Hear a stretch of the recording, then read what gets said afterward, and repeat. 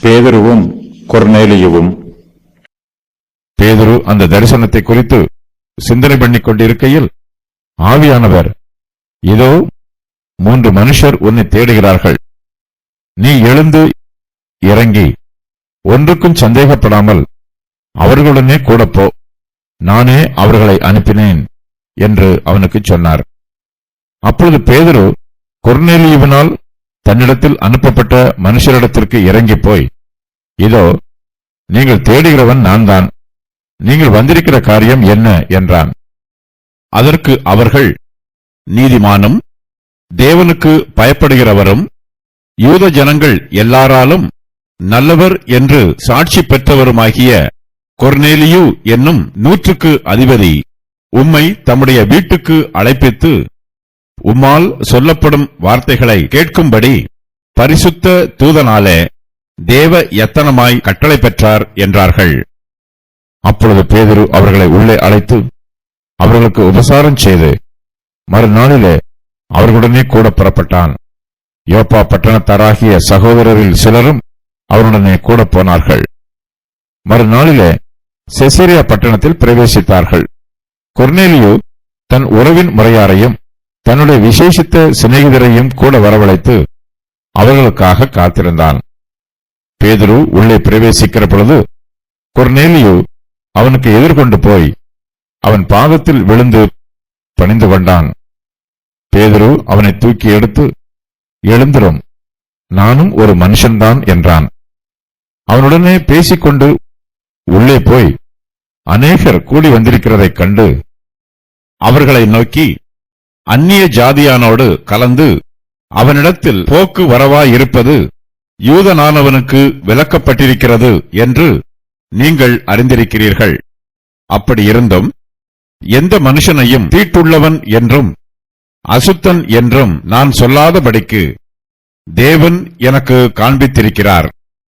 ஆகையால் நீங்கள் என்னை அழைப்பித்தபோது நான் எதிர்பேசாமல் வந்தேன்.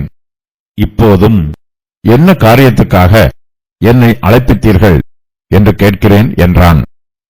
அதற்கு கொர்நேலியு, 4 நாளைக்கு முன்னே இந்நேரத்திலே நான் உபவாசித்து 9ஆம் மணி நேரத்தில் என் வீட்டிலே ஜெபம் பண்ணிக் கொண்டிருந்தேன். அப்பொழுது பிரகாசமுள்ள வஸ்திரம் தரித்த மனுஷன் ஒருவன் எனக்கு முன்பாக நின்று, கொர்நேலியுவே, உன் ஜெபம் கேட்கப்பட்டது, உன் தான தர்மங்கள் தேவ சந்நிதியில் நினைத்தருளப்பட்டது. யோப்பா பட்டணத்துக்கு ஆள் அனுப்பி பேதுரு என்று மறுபேர் கொண்ட சீமோனை வரவழைப்பாயாக. அவன் கடல் ஓரத்திலே தோல் பதனிடுகிறவனாகிய சீமோனுடைய வீட்டிலே தங்கியிருக்கிறான். அவன் வந்து உன்னிடத்தில் பேசுவான் என்றார். அந்தப்படியே நான் உடனே உம்மிடத்திற்கு ஆள் அனுப்பினேன். நீர் வந்தது நல்ல காரியம். தேவனாலே உமக்கு கட்டளையிடப்பட்ட யாவையும் கேட்கும்படிக்கு நாங்கள் எல்லாரும் இப்பொழுது இங்கே தேவ சமூகத்தில் கூடியிருக்கிறோம் என்றான். ஒன்றுக்கும் சந்தேகப்படாமல் கர்த்தர் பேதுருவையும் கொர்நேலியுவையும் தம்முடைய சித்தத்தின் பிரகாரமாக சந்திக்க வைக்கிறார். தேவன் பவுலை பிரஜாதியாருக்கு அப்போஸ்தலனாகவும் பேதுருவை விருத்த சேதனம் பண்ணியிருக்கிற யூதருக்கு அப்போஸ்தலராகவும் நியமித்திருக்கிறார். ஆனாலும் தேவன் பேதுருவை பிரஜாதியார் மத்தியிலும் தம்முடைய சுவிசேஷத்தை பிரசங்கம் பண்ண அனுப்புகிறார். பிரஜாதியார் மத்தியில் சுவிசேஷம் பிரபல்யமடைவதற்கு தடையாக இருக்கிற காரியங்களை கர்த்தர் பேதுருவை கொண்டு உடைக்கிறார். புறஜாதியார் மத்தியில் முதலாவதாக பேதுருவை கொண்டே ஆத்துமாக்களை அறுவடை பண்ணுகிறார். யூத மார்க்கத்தில் இருந்து ரட்சிக்கப்பட்டிருக்கிற விசுவாசிகள் புறஜாதியாரை சபையில் சேர்த்துக் கொள்ள மறுக்கிறார்கள். அவர்களை தீட்டானவர்களாகவும் அசுத்தமானவர்களாகவும் நினைத்து அவர்களை அருவருத்து ஒதுக்குகிறார்கள். ஆனால் கர்த்தரோ ஜனங்கள் மத்தியில் பட்சபாதம் பார்க்கிறவர் அல்ல. புறஜாதியாரையும் ரட்சித்து தம்முடைய சபைக்குள் அழைத்து வந்து அவர்களையும் ஆசீர்வதிக்க தேவன் சித்தமுள்ளவராயிருக்கிறார். யூத மார்க்கத்தில் இருந்து வந்திருக்கும் விசுவாசிகள் புறஜாதி மார்க்கத்தில் இருந்து வந்திருக்கும் விசுவாசிகளையும் தங்கள் சபையில் சேர்த்துக் கொள்வதற்கு தேவன் அவர்களை பக்குவப்படுத்துகிறார். இதற்காக யூத மார்க்கத்தில் இருந்து தெரிந்தெடுக்கப்பட்ட அப்போஸ்தலர்களை புறஜாதியார் மத்தியில் தம்முடைய ஊழியத்தை செய்ய பயன்படுத்துகிறார். அவர்களுடைய சொந்த ஜனங்களே புறஜாதியார் மத்தியில் ஊழியம் செய்கிறார்கள். கொர்நேலியு அனுப்பியுள்ள மனுஷரோடு கூட போகுமாறு பரிசுத்த ஆவியானவர் பேதுருவை வழிநடத்துகிறார். பேதுரு தான் கண்ட தரிசனத்தை குறித்து தனக்குள்ளே சந்தேகப்படுகிறான். அதை குறித்து சிந்தனை பண்ணிக் கொண்டிருக்கிறான். அப்போது ஆவியானவர் அவனுடைய சந்தேகத்தை தீர்த்து வைக்கிறார். அவனுக்குள் சிறிது நேரம் குழப்பமும் கலக்கமும் இருந்தாலும் ஆவியானவர் இப்போது அவனுக்கு தெளிவு கொடுக்கிறார். மறைவாக இருக்கிற ரகசியத்தை அவனுக்கு வெளிப்படுத்துகிறார். ஆவியானவர் கர்த்தருடைய காரியங்களை நமக்கு கற்றுத்தர வேண்டும் என்று நாம் வாஞ்சையாய் இருக்க வேண்டும். ஆவியானவர் பேதுருவை வழிநடத்துவது போல நம்மையும் வழிநடத்த வேண்டும் என்று ஜெபிக்க வேண்டும். பேதுரு என்ன செய்ய வேண்டும் என்று ஆவியானவர் அவனிடத்தில் சொல்லுகிறார். தேவதூதன் மூலமாக ஆவியானவர் பேசாமல் அவரிடையே நேரடியாக பேதுருவிடம் பேசுகிறார். ஆவியானவருடைய வார்த்தையும் வழிநடத்துதலும் தெளிவாக இருக்கிறது. அவன் என்ன செய்ய வேண்டும் என்பதை பேதுருவுக்கு ஆவியானவர் மிகவும் தெளிவாக சொல்லுகிறார். நீ எழுந்து இறங்கி ஒன்றுக்கும் சந்தேகப்படாமல் அவர்களுடனே கூட போ, நானே அவர்களை அனுப்பினேன் என்று பரிசுத்த ஆவியானவர் தம்முடைய வார்த்தைகளை பேதுருவுக்கு அறிவிக்கிறார். பேதுரு ஞான திருஷ்டி அடைந்தவனாக ஒன்றும் புரியாமல் இருக்கிறான். எந்த தெளிவும் இல்லாமல் மிகுந்த குழப்பத்தில் இருக்கிறான். அவன் முதலாவதாக இந்த நிலையில் இருந்து எழும்ப வேண்டும். தன்னுடைய மேல் வீட்டில் இருந்து கீழே இறங்கி போக வேண்டும். சில சமயங்களில் நாம் ஜெபிக்கும் போது கர்த்தர் தம்முடைய சித்தத்தை நமக்கு வெளிப்படுத்தாமல் நாம் கர்த்தரை தேடுகையில் அவர் தம்மை நமக்கு வெளிப்படுத்துகிறார். தேவனை பற்றிய தரிசனமும் தேவனுடைய வார்த்தைகளும் நாம் ஜெபிக்கும் போது மாத்திரமே நமக்கு கிடைக்கும் என்பது தேவனுடைய தீர்மானமான முடிவல்ல. சில சமயங்களில் ஆவியானவர் வேறு விதமாகவும் கிரியை செய்கிறார். நாம் ஜெபிப்பதை விட்டு எழுந்து கர்த்தர் நம்மை வழி நடத்துகிற இடத்திற்கு போகும்போது அங்கு தேவனுடைய வார்த்தை நமக்கு வெளிப்படுத்தப்படும். பரிசுத்த ஆவியானவர் பேதுருவிடம் நீ எழுந்து இறங்கி ஒன்றுக்கும் சந்தேகப்படாமல் அவர்களுடனே கூட போ என்று சொல்லுகிறார். போக வேண்டுமா போக வேண்டாமா என்று பேதுரு யோசித்துக் கொண்டிருக்க கூடாது. இது அவன் எடுக்க வேண்டிய முடிவல்ல. பரிசுத்த ஆவியானவரே பேதுருவை குறித்து முடிவு எடுத்திருக்கிறார். ஆவியானவர் சொன்னபடி அவன் எழுந்து இறங்கி ஒன்றுக்கும் சந்தேகப்படாமல் அவர்களுடனே கூட போவது அவனுடைய கடமை. கர்த்தருடைய வார்த்தைக்கு கீழ்ப்படுகிறவர்களுக்குத்தான் கர்த்தருடைய வெளிப்பாடுகள் உண்டாகும். ஆவியானவர் பேதுருவிடம் மேலும் நானே அவர்களை அனுப்பினேன் என்றும் சொல்லுகிறார். தேவன் நம்மை ஒரு ஊழியத்திற்கு திட்டமாய் அழைக்கும் போது நாம் நம்முடைய உள்ளத்தில் ஒன்றுக்கும் சந்தேகப்படக்கூடாது. மனுஷர் பயமோ அவிசுவாசமோ குழப்பமோ நம்மிடத்தில் காணப்படக்கூடாது. கர்த்தருடைய வார்த்தைக்கு கீழ்ப்படிந்து அவருடைய சித்தத்தின் பிரகாரமாக செயல்பட நாம் எப்போதுமே ஆயத்தமாய் இருக்க வேண்டும். இருமனம் உள்ளவர்கள் தங்கள் வழிகளில் எல்லாம் தடுமாறுவார்கள். கர்த்தருடைய பிள்ளைகளுக்கு ஒரே தேவன் இருப்பது போல ஒரே மனமும் இருக்க வேண்டும். பரிசுத்த ஆவியானவர் கொர்நேலியுவை ஆயத்தப்படுத்தினார். அதன் மூலமாக அவன் 3 மனுஷரை பேதுருவிடம் அனுப்பினான். இது நடைபெற்றுக் கொண்டிருக்கும் போது பரிசுத்த ஆவியானவர் பேதுருவின் உள்ளத்திலும் கிரியை நடப்பித்தார். புறஜாதியாருக்கும் சுவிசேஷத்தை அறிவிப்பதற்கு பேதுருவின் மனதை பக்குவப்படுத்தினார். சவுலோடும் அனனியாவோடும் பரிசுத்த ஆவியானவர் ஒரே சமயத்தில் கிரியை செய்தது போன்றே இங்கு கொர்நேலியுவோடும் பேதுருவோடும் கிரியை செய்கிறார். பரிசுத்த ஆவியானவர் தாம் செய்யும் காரியத்தை பூரணமாகவும் நேர்த்தியாகவும் செய்வார். பரிசுத்த ஆவியானவர் 3 கிரியைகளை செய்கிறார். அவையாவன, கொர்நேலியுவிடம் தேவதூதனை அனுப்பி அவனுக்கு ஒரு தரிசனத்தை தந்தார். பேதுருவிற்கு ஒரு தரிசனத்தை தந்தார். பேதுருவிடம் பேசி என்ன செய்ய வேண்டும் என்று தெளிவுபடுத்தினார். நான் தான். பேதுரு பரிசுத்த ஆவியானவரின் வார்த்தைக்கு கீழ்ப்படிந்து எழுந்து இறங்கி போகிறான். கொர்நேலியுவினால் தன்னிடத்தில் அனுப்பப்பட்ட மனுஷரிடத்திற்கு இறங்கி போகிறான். அவர்களையும் அவர்களுடைய வார்த்தைகளையும் ஏற்றுக்கொள்ள மனதாயிருக்கிறான். அவர்களிடத்தில் நீங்கள் வந்திருக்கிற காரியம் என்ன என்று அவர்களிடத்தில் கேட்கிறான். இதோ நீங்கள் தேடுகிறவன் நான் தான் என்று தன்னை பற்றி சொல்லுகிறான். அவர்கள் சீமோனுடைய வீட்டை விசாரித்துக் கொண்டு வாசற்படியில் வந்து நின்று, பேதுரு என்று மறுபெயர் கொண்ட சீமோன் இங்கே தங்கியிருக்கிறாரா என்று கேட்கிறார்கள். அவர்கள் தேடுகிறவன் தான் என்று பேதுரு அவர்களுக்கு பிரதியுத்தரம் கூறுகிறான். கொர்நேலியுவினால் அனுப்பப்பட்டவர்கள் தாங்கள் வந்த விஷயத்தை பேதுருவிடம் கூறுகிறார்கள்.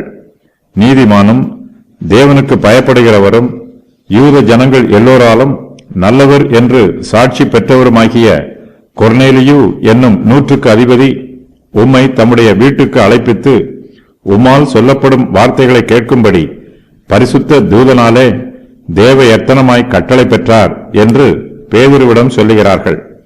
தேவதூதன் கொர்நேலியுவுக்கு சொன்ன வார்த்தைகளை பேதுரு எருசலேமில் இருக்கிற அப்போஸ்தலரிடத்தில் மேலும் விரிவாக எடுத்துச் சொல்லுகிறார்.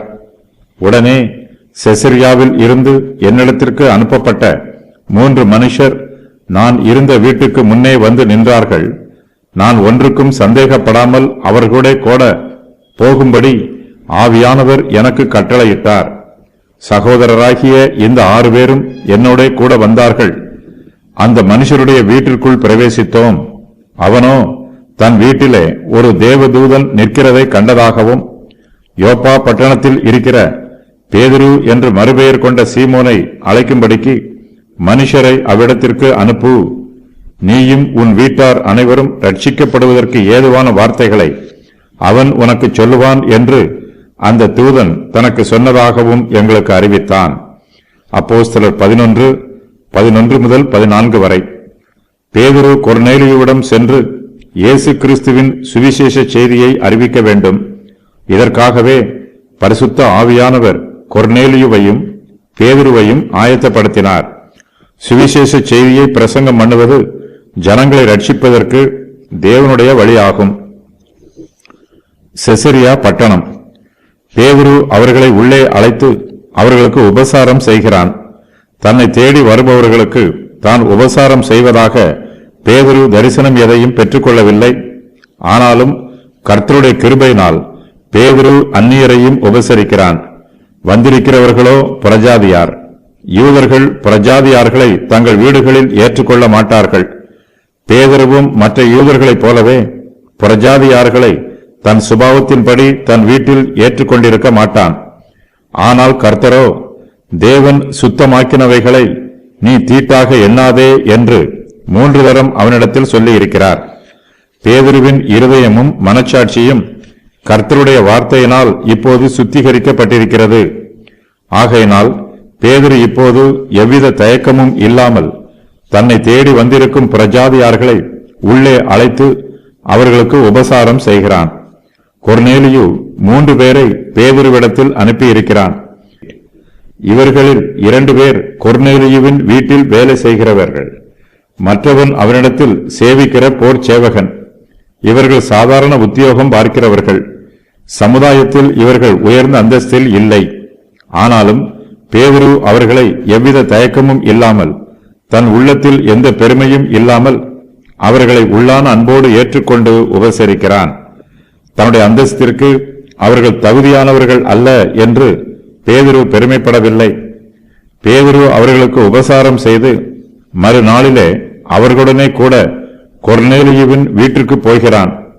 அவன் போகும்போது யோப்பா பட்டணத்தாராகிய சகோதரரில் சிலரும் அவனுடனே கூட போகிறார்கள்.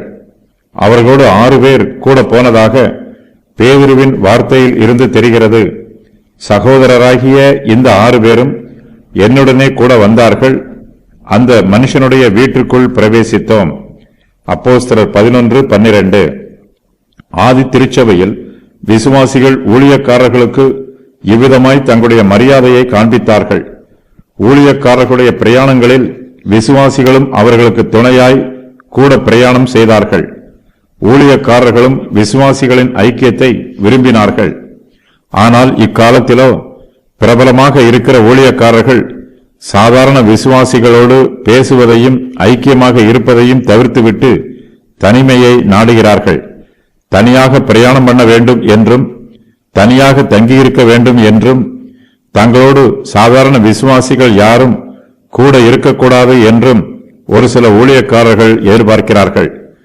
யோப்பா பட்டணத்தில் இருந்து புறப்பட்ட மறுநாளிலே பேதுருவும் யோப்பா பட்டணத்தாராகிய விசுவாசிகளில் 6 பேரும் கொர்நேலியு அனுப்பிய 3 பேரும் ஆகிய எல்லோரும் செசரியா பட்டணத்தில் பிரவேசிக்கிறார்கள். கொர்நேலியு தன் உறவின் முறையாரையும் தன்னுடைய விசேஷித்த சிநேகிதரையும் கூட வரவழைத்து அவர்களுக்காக தன் வீட்டில் காத்திருக்கிறான். கொர்நேலியுவின் வீட்டில் பேதுரு கண்ட சம்பவம் அவனுக்கு மிகுந்த உற்சாகமாக இருந்திருக்கும். கொர்நேலியுவும் அவனுடைய உறவின் முறையாரும் சிநேகிதரும் பேதுருவுக்காக காத்துக் கொண்டிருக்கிறார்கள். பேதுருவின் வரவை எதிர்பார்க்கிறார்கள். ஊழியக்காரர்களுக்காக நாம் காத்திருப்பது தவறல்ல. கர்த்தருடைய ஆசீர்வாதம் அவர்கள் மூலமாக வரும்போது நாம் காத்திருந்தாகிலும் அந்த ஆசீர்வாதத்தை பெற்றுக்கொள்ள வேண்டும். கொர்நேலியு பேதுருவின் வருகைக்காக தான் மாத்திரம் தனிமையில் காத்திருக்கவில்லை. அவனுடைய உறவின் முறையார் எல்லோரையும் தன் வீட்டிற்கு அழைத்து வந்திருக்கிறான். அவர்களோடு தன்னுடைய விசேஷித்த சிநேகிதரையும் தன்னுடைய வீட்டிற்கு பேதுருவின் வருகைக்காக காத்துக் கொண்டிருக்கிறான். கர்த்தருடைய ஆசீர்வாதத்தை தான் மாத்திரம் பெற்றுக்கொள்ள வேண்டும் என்னும் சுயநலம் கொர்நேலியுவிடம் இல்லை. ஆவிக்குரிய மன்னாவை தான் மாத்திரம் புசித்தால் போதாது என்றும் தன்னுடைய உறவின் முறையாரும் சிநேகிதரும் அதை புசித்து ஆசீர்வாதம் பெற வேண்டும் என்றும் கொர்நேலியு விரும்புகிறான். விசேஷித்த கூட்டங்களுக்கும் ஆராதனைகளுக்கும் நாம் போகும்போது நம்முடைய சிநேகிதரையும் உறவின் முறையாரையும் அழைத்துச் செல்வது மிகவும் நல்லது. கர்த்தருடைய வார்த்தையை அவர்களும் கேட்க நாம் உதவி புரிய வேண்டும். ஜெப கூட்டத்திற்கு நம்மோடு வருமாறு அவர்களையும் அன்போடு அழைக்க வேண்டும். பேதுரு தன்னோடு 6 சாட்சிகளை அழைத்துச் செல்கிறான். தான் செய்யும் காரியங்களுக்கு ஆலோசனை சங்கத்தாரிடம் கணக்கு ஒப்புவிக்க வேண்டும் என்பது பேதுருவுக்கு தெரியும். கொர்நேலியுவின் வீட்டில் அவனுடைய உறவின் முறையாரும் அவனுடைய சிநேகிதரும் கூடியிருக்கிறார்கள். பேதுருவின் வருகைக்காக காத்திருக்கிறார்கள். அவர்கள் ரட்சிக்கப்படுவதற்கு ஆயத்தமாக இருக்கிறார்கள். நானும் ஒரு மனுஷன்தான். சாதாரணமான ஒரு மனுஷனுக்கு கொடுக்கக்கூடிய மரியாதையிலும் அதிக மரியாதையை கொர்நேலியு பேதுருவுக்கு கொடுக்கிறான். அவனை அதிகமாய் கனப்படுத்துகிறான். பேதுரு உள்ளே பிரவேசிக்கிற பொழுது கொர்நேலியு அவனுக்கு எதிர்கொண்டு போய் அவன் பாதத்தில் விழுந்து பணிந்து கொள்கிறான். மனுஷரை ஆராதிக்க கூடாது. பாதத்தில் விழுந்து பணிந்து கொள்வது ஆராதனை செய்வதற்கு சமம். ஆனால் கொர்நேலியுவோ தன் அறியாமையினால் பேதுருவின் பாதத்தில் விழுந்து பணிந்து கொள்கிறான். ஒருவேளை அவனுடைய பாரம்பரியத்தின் பிரகாரம் வயதில் மூத்தவர்களையும் பெரியவர்களையும் முக்கியமானவர்களையும் பாதத்தில் விழுந்து மரியாதை செய்வது கலாச்சாரமாக இருக்கலாம். பேதுருவின் பாரம்பரிய வழக்கத்தின்படியோ தேவனை மாத்திரமே சாஷ்டாங்கமாய் விழுந்து வணங்க வேண்டும். கொர்நேலியு தன்னுடைய பாதத்தில் விழுந்து பணிந்து கொள்வதை பார்த்தபோது பேதுருவுக்கு அதிர்ச்சி உண்டாயிற்று. மனுஷனாக இருக்கிற தன்னை அவன் தேவனாக நினைத்து விட்டானோ என்னும் சந்தேகம் உண்டாயிற்று. உடனே பேதுரு கொர்நேலியுவை தூக்கி எடுத்து, எழுந்திரும், நானும் ஒரு மனுஷன்தான் என்று அவனிடத்தில் சொல்லுகிறான். நாம் தேவனை மாத்திரமே ஆராதனை செய்ய வேண்டும். தேவ தூதர்களை கூட ஆராதிக்க கூடாது. தேவனுக்கு உரிய மகிமையை அவருக்கு மாத்திரமே செலுத்த வேண்டும். கர்த்தருடைய ஊழியக்காரர்களும் விசுவாசிகள் தங்களை கனப்படுத்துகிற விஷயத்தில் மிகுந்த கவனத்தோடும் எச்சரிப்போடும் இருக்க வேண்டும். தேவனுக்கு கொடுக்க வேண்டிய மகிமையை ஊழியக்காரர்களும் அபகரித்துக் கொள்ளக்கூடாது. பேதுரு கொர்நேலியுவுக்கு முன்பாக தானும் அவனைப் போல ஒரு சாதாரண மனுஷன்தான் என்பதை அங்கீகாரம் பண்ணுகிறான். நாம் கர்த்தர் கொடுத்திருக்கிற பொக்கிஷத்தை மண் பாண்டங்களில் பெற்றிருக்கிறோம். இந்த பொக்கிஷம் கர்த்தருக்கு உரியது. கர்த்தருடைய நாமத்தை மாத்திரமே நாம் மகிமைப்படுத்த வேண்டும். நம்முடைய சுய மகிமையை தேடக்கூடாது. கொர்நேலியு இதுவரையிலும் புறஜாதியாருடைய மார்க்கத்தின் பிரகாரமாக பழகி இருக்கிறான். பக்திமான்களுடைய கால்களில் விழுந்து பணிந்து கொள்வது அவனுடைய புறஜாதி மார்க்கத்து வழக்கம். அவர்கள் பக்திமானையும் தேவனைப் போலவும் தேவ தூதரைப் போலவும் மதித்தார்கள். இந்த பழக்கத்தில்தான் கொர்நேலியு பேதுருவை பார்த்தவுடன் அவன் ஒரு தேவ தூதர் என்று நினைத்து அவனுடைய பாதத்தில் விழுந்து பணிந்து கொண்டான். பேதுரு அந்த மரியாதையை ஏற்றுக்கொள்ளவில்லை. நாம் கர்த்தருடைய பாதத்தில் மட்டுமே விழுந்து பணிந்து கொள்ள வேண்டும். மனுஷரை தெய்வமாக நினைத்து ஆராதிக்க கூடாது. இதை கொர்நேலியுவிற்கு விளக்குவதற்காக பேதுரு அவனை தூக்கி எடுத்து, எழுந்திரும், நானும் ஒரு மனுஷன்தான் என்றான். யூதனானவன், பரலோகத்தின் தேவன் பேதுருவையும் கொர்நேலியுவையும் இங்கு கூட்டிச் சேர்த்திருக்கிறார். பேதுரு கொர்நேலியுவுடனே பேசிக்கொண்டு அவனுடைய வீட்டிற்குள்ளே போகிறான். அங்கு அநேகர் கூடி வந்திருக்கிறதை காண்கிறான்.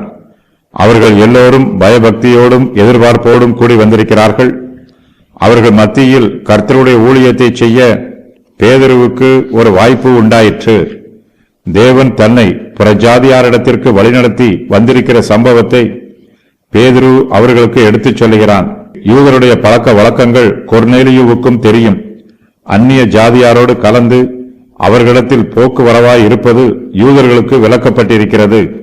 இதை புறஜாதியாரும் அறிந்திருக்கிறார்கள். யூதர்கள் விருத்த சேதனம் உள்ளவர்கள், புறஜாதியார்கள் விருத்த சேதனம் இல்லாதவர்கள். இவர்கள் இருவரும் பிரிந்திருக்க வேண்டும் என்பது தேவனுடைய பிரமாணம் அல்ல, இது மனுஷனே நியமித்துக் கொண்ட பிரிவினை. யூதர்கள் புறஜாதியாரிடத்தில் இருந்து முழுவதும் விலகி இருக்க மாட்டார்கள். புறஜாதியாருடைய தெருக்கள் வழியாக போகும்போது அவர்களோடு பேசுவார்கள். தங்களுடைய காசுகளை மாற்றுவதற்காக புறஜாதியார் நடத்துகிற காசு கடைகளுக்கு போவார்கள். ஆனால் புறஜாதியாரோடு போஜனபானம் பண்ண மாட்டார்கள். புறஜாதியாருடைய வீடுகளுக்கு போவதையும் யூதர்கள் தவிர்த்து விடுவார்கள். யூதர்கள் புறஜாதியாரை அசுத்தமான ஜனங்கள் என்றும் தீட்டுள்ள ஜனங்கள் என்றும் நினைத்தார்கள். அப்படி இருந்தும் பேதுரு புறஜாதியானாகிய கொர்நேலியுவின் வீட்டிற்கு இப்போது வந்திருக்கிறான். தேவனுடைய வழி நடத்துதலின் பிரகாரமாகவே அவன் இங்கு வந்திருக்கிறான். எந்த மனுஷனையும் தீட்டுள்ளவன் என்றும் அசுத்தன் என்றும் பேதுரு சொல்லாதபடிக்கு தேவன் அவனுக்கு காண்பித்திருக்கிறார். தேவன் சுத்தமாக்கினவைகளை பேதுரு தீட்டாக எண்ணக்கூடாது. வானத்தில் இருந்து உண்டான சத்தம் இந்த சத்தியத்தை பேதுருவுக்கு 3 தரம் சொல்லி உறுதி பண்ணிற்று. பெந்தெகோஸ்தே நாளின் போது ஏராளமானோர் ரட்சிக்கப்பட்டார்கள். அவர்கள் எல்லோரும் விருத்த சேதனமுள்ள யூதர்கள். பேதுரு அவர்களுக்கு பிரசங்கம் பண்ணிய போது, மாறுபாடுள்ள இந்த சந்ததியை விட்டு விலகி உங்களை ரட்சித்துக் கொள்ளுங்கள் என்று புத்தி சொன்னான். மாறுபாடுள்ள இந்த சந்ததி என்பது புறஜாதியாரை குறிக்கிற வார்த்தையாகும்.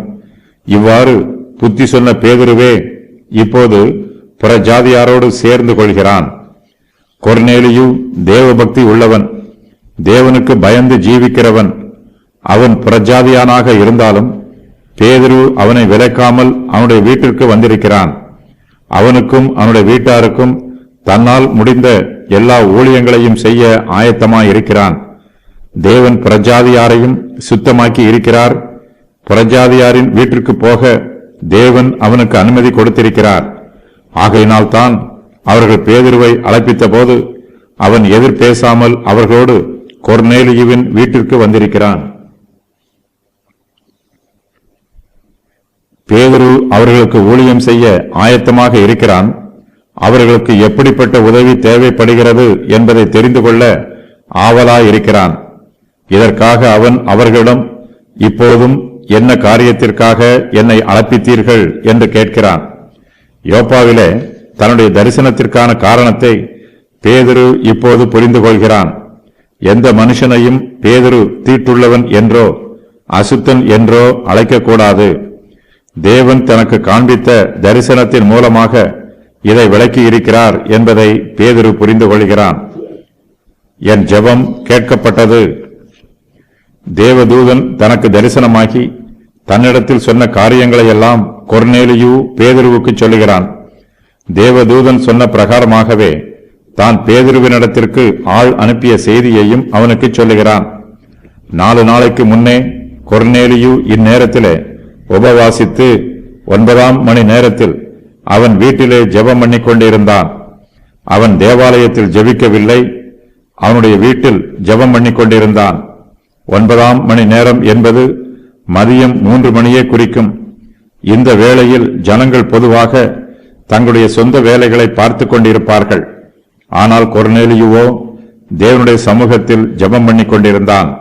தேவனிடத்தில் பக்தி உள்ளவர்களும் தேவனுக்கு பயப்படுகிறவர்களும் ஜெபத்தில் அதிக நேரம் தரித்திருப்பார்கள். கொர்நேலியு தனக்கு தரிசனமான தேவதூதனை பற்றி சொல்லும்போது பிரகாசமுள்ள வஸ்திரம் தரித்த மனுஷன் ஒருவன் என்று குறிப்பிடுகிறான். அப்படிப்பட்ட மனுஷன் கொர்நேலியுவுக்கு முன்பாக நிற்கிறான். தன்னிடத்தில் தேவதூதன் சொன்னது அனைத்தையும் கொர்நேலியு பேதுருவிடம் மறுபடியும் சொல்லுகிறான். தான் ஏற்கனவே சொல்லி அனுப்பிய செய்தியோடு உன் ஜெபம் கேட்கப்பட்டது என்னும் செய்தியையும் சேர்த்துக் கொள்கிறான். கொர்நேலியுவினுடைய ஜெபம் என்ன என்பது தெரியவில்லை. இவன் எதற்காக ஜெபித்தானோ அதற்கு பதிலை பெற்றுக்கொண்டான். ஒருவேளை தன்னுடைய ஆத்தும ரட்சிப்புக்காக இவன் ஜெபித்திருக்கலாம். கர்த்தர் தம்மை தனக்கு வெளிப்படுத்த வேண்டும் என்று இவன் ஜெபித்திருக்கலாம். இவனுடைய ஜெபம் எதுவாக இருந்தாலும் அது தேவனுடைய சமூகத்திற்கு வந்திருக்கிறது. 9ஆம் மணி நேரம் என்பது மாலை 3 மணி ஆகும். தேவனும் தேவதூதர்களும் பிரகாசமுள்ள வஸ்திரம் தரித்திருப்பார்கள். கருப்பு வஸ்திரங்களில் தேவதூதர்கள் தோன்றியதாக வேத வசனத்தில் ஆதாரம் எதுவுமில்லை. தேவதூதன் இந்த காரியங்களை எல்லாம் கொர்நேலியுவிடம் அறிவிக்கிறார். இதுவரையிலும் கொர்நேலியுவை பற்றி வேதத்தில் எதுவும் கூறப்படவில்லை. அவனிடத்தில் சீமோனை பற்றிய காரியங்களை தேவதூதன் தெளிவாக அறிவிக்கிறார். ஒரு காரியம் தேவனால் அறிவிக்கப்படுகிறதா இல்லையா என்பதை தெரிந்து கொள்ள வேண்டுமானால் அந்த காரியம் வேதாகமத்தோடு ஒத்திருக்கிறதா என்று ஆராய்ந்து பார்க்க வேண்டும். வேத வசனத்தோடு ஒத்துப்போகாத வெளிப்பாடுகளை நாம் புறக்கணித்து விடலாம். அவை தேவனுடைய வெளிப்பாடும் அல்ல, அவை தேவனுடைய சித்தமும் அல்ல. தேவ சமூகம். பேதுருவின் பிரசங்க செய்தியை கேட்க கொர்நேலியுவும் அவனுடைய வீட்டாரும் ஆயத்தமாய் இருக்கிறார்கள். தேவதூதனுடைய வார்த்தையை கேட்டவுடன் கொர்நேலியு உடனே பேதுருவினிடத்திற்கு ஆள் அனுப்பினான். பேதுரு தன்னுடைய வீட்டிற்கு வந்தது நல்ல காரியம் என்று அங்கீகரிக்கிறான். உண்மையுள்ள ஊழியக்காரர்கள் உபதேசம் பண்ணுவதற்கு வாய்ப்பு கிடைக்கும் போதெல்லாம் அதை பயன்படுத்தி உபதேசம் பண்ணுவார்கள். தேவனுடைய நாமத்தை கனப்படுத்துவார்கள். கர்த்தருடைய வார்த்தையை கேட்பதற்கு ஆயத்தமாக இருக்கிற ஜனங்களிடம் ஊழியக்காரர்கள் ஆர்வத்தோடு நற்செய்தியை அறிவிப்பார்கள். தேவன் பேதுருவிடம் என்ன செய்தியை சொல்ல வேண்டும் என்று கட்டளையிட்டிருக்கிறார். தேவனால் பேதுருவுக்கு கட்டளையிடப்பட்ட யாவையும் கேட்கும்படிக்கு கொர்நேலியுவும் அவனுடைய வீட்டாரும் இப்பொழுது இங்கே தேவ சமூகத்தில் கூடியிருக்கிறார்கள். தேவனுடைய சித்தத்தின் பிரகாரமாகவே இவர்கள் கூடி வந்திருக்கிறார்கள். கர்த்தருடைய வார்த்தையை கேட்க ஆயத்தமாயிருக்கிறார்கள். இவர்கள் இங்கு அமர்ந்திருக்கும் போது அவர்களுடைய முழு சரீரமும் கர்த்தருடைய வார்த்தையை கேட்க ஆயத்தமாயிருக்கிறது. அவர்களுடைய இருதயமும் ஆயத்தமாயிருக்கிறது. ஒரு சிலர் ஆராதனையில் அமர்ந்திருக்கும் போது அவர்களுடைய சரீரம் அங்கு இருக்கும். ஆனால் அவர்களுடைய மனதோ வேறு இடத்திற்கு சென்றுவிடும். கொர்நேலியுவின் வீட்டார் தேவ சமூகத்தில் அப்படி கூடியிருக்கவில்லை. கர்த்தர் கொடுக்கிற கட்டளைகள் யாவையும் கேட்கும்படிக்கு முழு மனதோடு கூடியிருக்கிறார்கள். தேவன் தனக்கு கட்டளையிட்டிருக்கிற யாவற்றையும் பேதுரு அவர்களுக்கு பிரசங்கம் பண்ண வேண்டும். அவர்கள் பேதுருவின் பிரசங்க செய்தியை கேட்பதற்கு ஆயத்தமாயிருக்கிறார்கள். பேதுரு தனக்கு பிடித்த செய்தியை எல்லாம் சொல்லக்கூடாது. தேவன் அவனுக்கு கட்டளையிட்டிருப்பதை மாத்திரமே சொல்ல வேண்டும். கர்த்தருடைய ஊழியக்காரர்களாகிய நாம் கர்த்தர் நமக்கு கொடுக்கிற செய்தி முழுவதையும் பிரசங்கம் பண்ண வேண்டும். கேட்கிறவர்களின் மனது வருத்தப்படும் என்று நாம் தேவனிடத்தில் இருந்து பெற்றுக்கொண்ட செய்தியை அரைகுறையாக பேசக்கூடாது. மனுஷரை பிரியப்படுத்த வேண்டும் என்பதற்காக தேவன் கொடுக்காத செய்தியை எல்லாம் சொல்லக்கூடாது. கர்த்தருடைய ஊழியத்தை அவருடைய சித்தத்தின் பிரகாரமாகவே செய்ய வேண்டும். அவர் கொடுக்கும் கட்டளைகள் முழுவதையும் நாம் திறந்த மனதோடு ஏற்றுக்கொள்ள வேண்டும். பிரசங்கத்தை கேட்கிறவர்களும் பிரசங்க செய்தி முழுவதையும் கேட்டு ஆசீர்வாதம் பெற வேண்டும்.